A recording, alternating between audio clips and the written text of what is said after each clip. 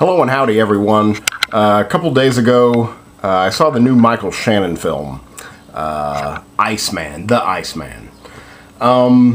It was okay. I think I'm going to give it a 6.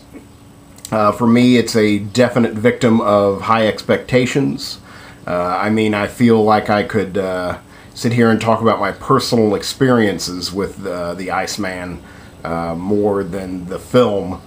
So I think that says something. I just thought the film was, it just gleaned the surface. There's no, not too much depth to it.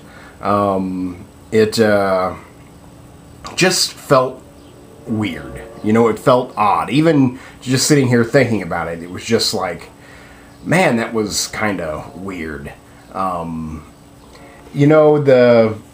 The movie begins, okay, I guess I better tell you what it's about. The Iceman is a true story, based on a true story, taken from a novel, I don't know, I guess I can't call it a novel. What would you call it? Whatever.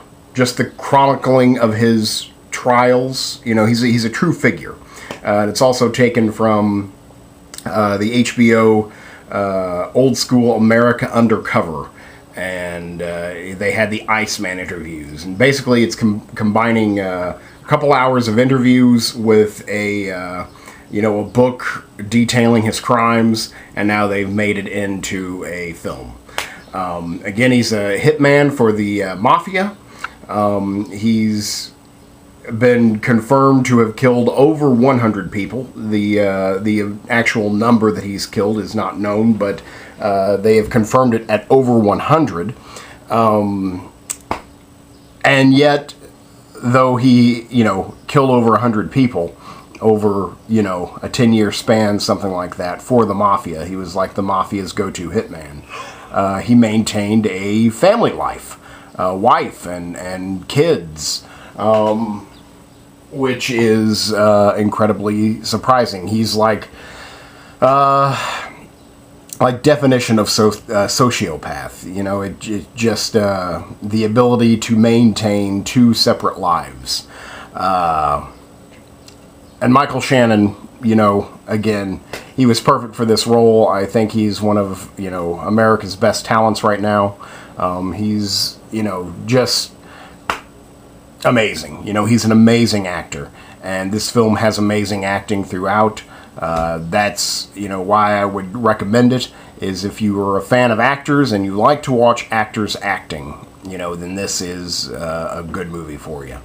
It doesn't really get into the psychology of the character too much, where I think that's what the film should be about, is trying to figure out what makes this guy tick. And I never really got that. The film starts out with basically he and his wife, his soon-to-be wife, on their first date. And, it just blows through history. It just goes really fast through history. When the film starts, we're given dates and the location of where they're at. I think it started somewhere in 1965. I'm not 100% on that, but I think it starts in 1965 and ends in about 1978. But one thing I wanted to mention is they eventually just kind of stop showing you the dates and locations. And it's kind of, I don't know, irritating to know so much information at the beginning of the film, and then as the film goes on, it's just like, well, what year are we in now? Where are we at? Even though I guess we're just supposed to assume that they've never really left their locations, but whatever. It's just something I noticed, that they just eventually kind of stopped not caring, but just letting us know what was going on. It just seemed that way. Maybe there were a few important more dates, but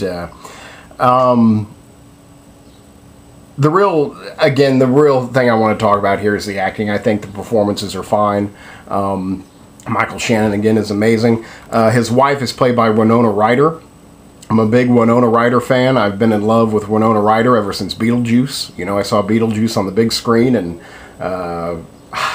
you know, Winona Ryder looked like the hottest thing that I had ever seen. So, and then Dracula came out like a few years later, and well, that just nailed it.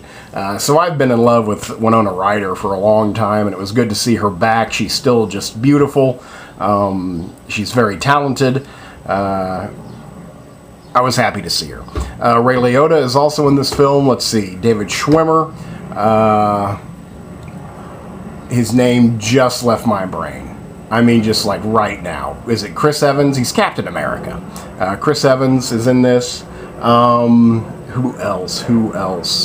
Oh, there's a character actor that has been working for so long, I can't believe that I don't know his name, but I don't. He's in it. Oh, who else? There's someone else. Ray Liotta, David Schwimmer, Chris Evans. I guess that's pretty much it. It's a period piece again, and you know, everyone's buried beneath, you know, hair and mustaches and you know, a little bit of makeup. God, who am I? He's unrecognizable. That's why I'm struggling to remember. Stephen Dorff.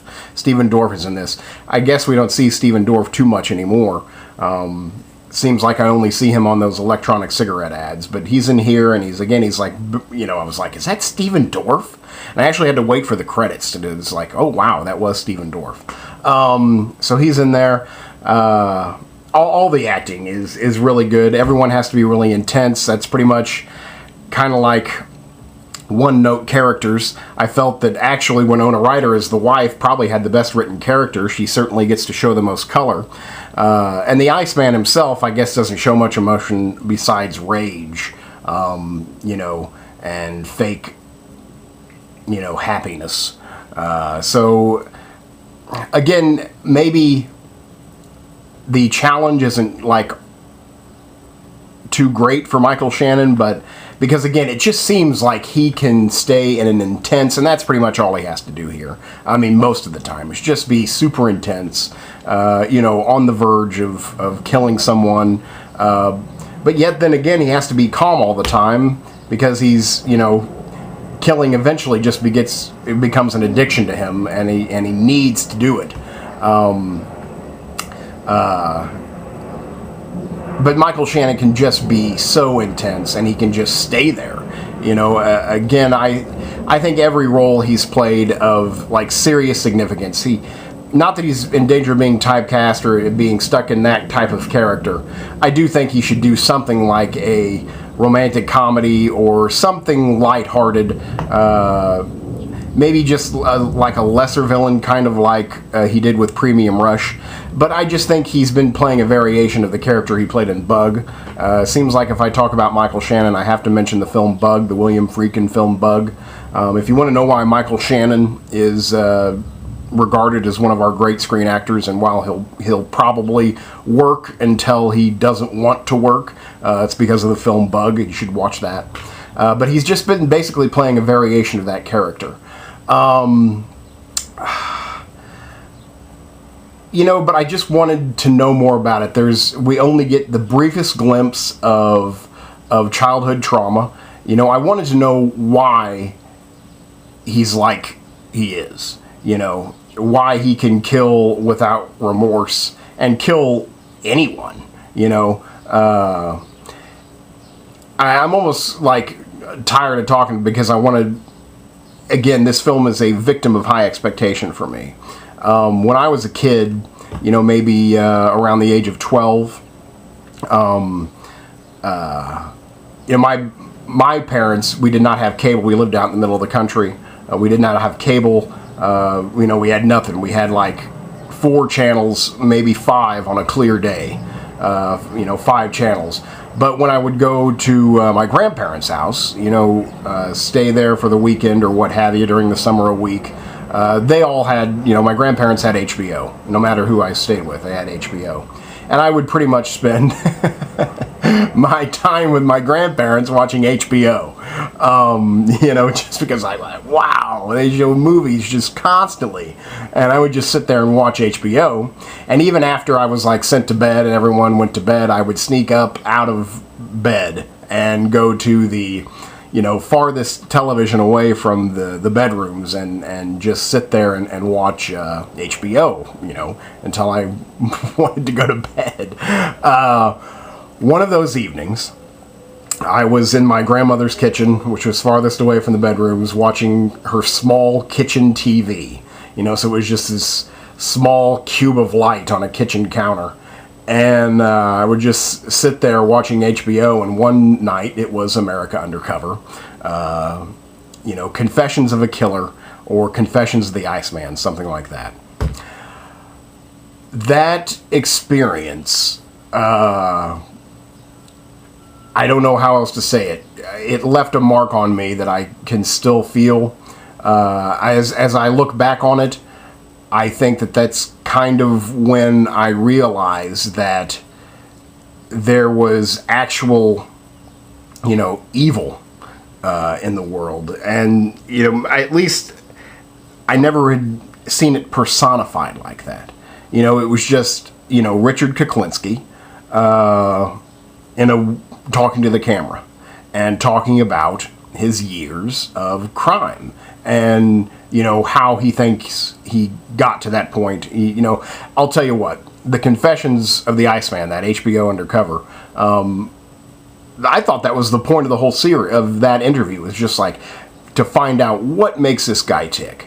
And even after he died, I believe that his brain was dissected because again, he was like a true sociopath.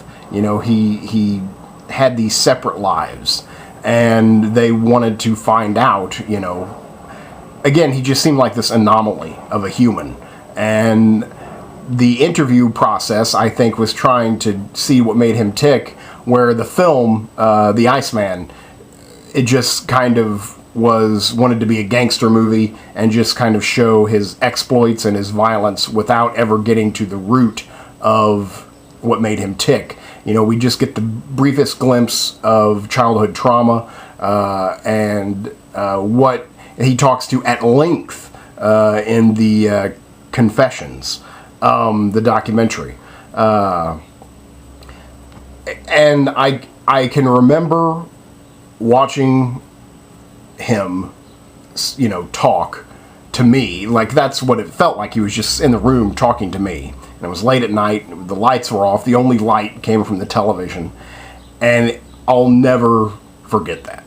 It's like I had learned something, that some veil had lifted itself off the world, and I was now aware that there were truly, like, and even to use the word evil, it's like, he's not evil, he just kind of did it because he wanted to, and I guess that is, it's just tough. What is evil?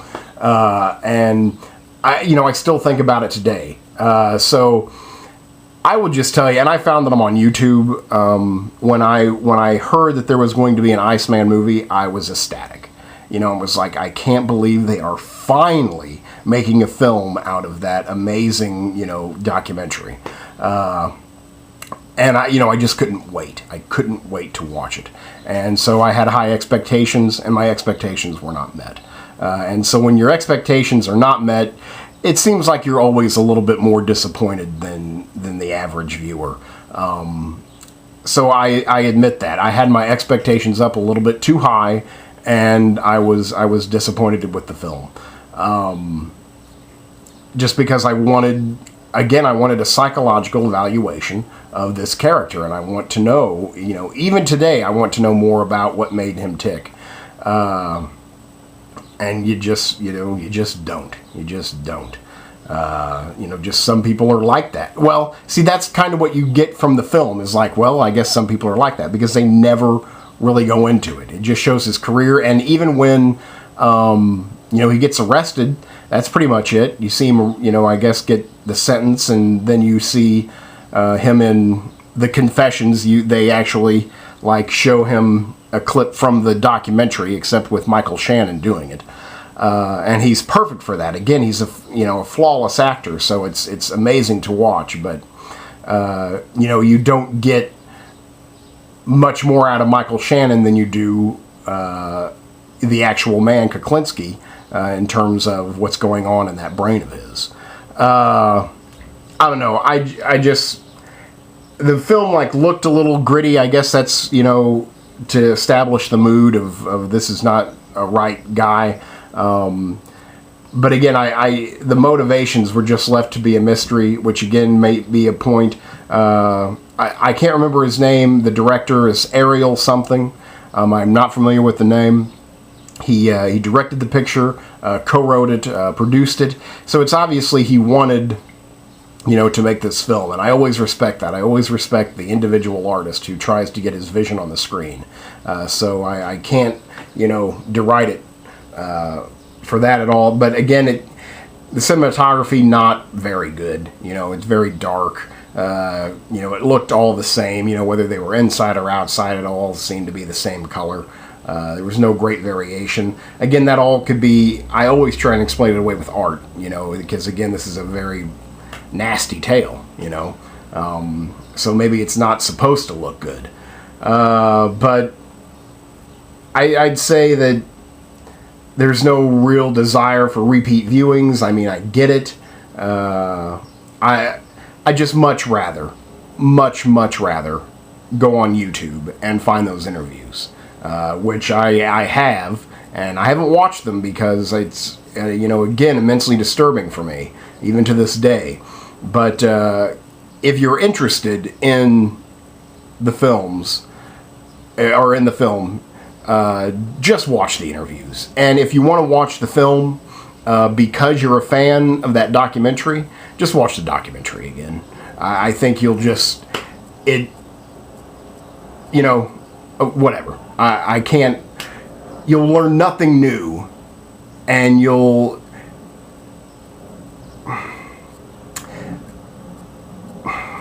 just to listen to Richard Kuklinski talk about killing people is far more, because he's just talking about killing people. And as he's talking about killing people, you're playing it in your imagination. You're creating it with your mind, the scene. And it's just like, okay, these guys wanted to get together and make what you've been imagining into a film. And I just think imagination trumps actually doing it. So I think just watching Kuklinski talk about it and just watching, whatever is behind his eyes, I think you get far more, out of it than, watching the film. Just watch the documentary. But again, Michael Shannon, is establishing himself as America's great actor right now. And, if you're a completist, if you want to watch all of his work, then you've definitely got to see this film because he's outstanding. All the acting is outstanding. Cinematography definitely left to be desired. Nothing flashy in terms of directing. No particular, stylistic, endeavors, or that's not what I want to say. Stylistic, whatever. There's no style to it. It's just pretty straightforward. It's kind of like watching Law and Order. It's just kind of like watching an extended episode of Law and Order, or, I guess there's no really courtroom stuff, so it's like the first half of Law and Order, but whatever. I've rambled on too long, I think, way too long. But anyway, that's the Iceman, and I thought it was okay. I thought it was okay. Again, it was a victim of high expectations, but I definitely think worthy of a 6. I'm not recommending it. That's my cutoff. Is a 6. Is I'm not going to recommend it to people I see. I would recommend it to friends who I know and who would be interested in that subject.